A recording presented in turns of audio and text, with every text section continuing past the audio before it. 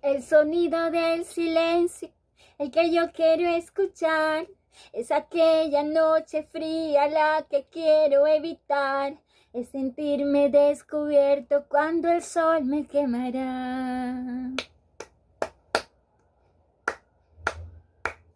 ¿Para qué seguir riendo cuando siento que no estás? ¿Para qué quiero los mares y mi barco se hundirá? ¿Para qué seguir riendo si a lo lejos tú estás?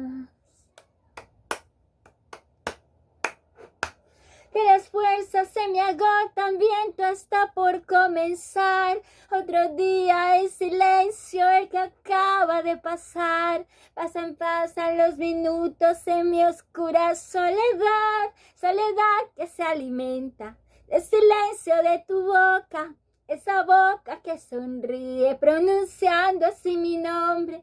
Aquel nombre que me diste diciendo que sí, mi amor. Es mi amor que sí espera y que siempre esperará.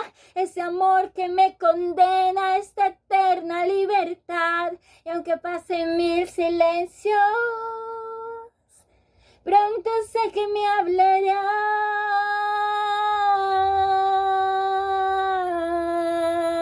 Pronto sé que me hablarás, Señor. Bendiciones.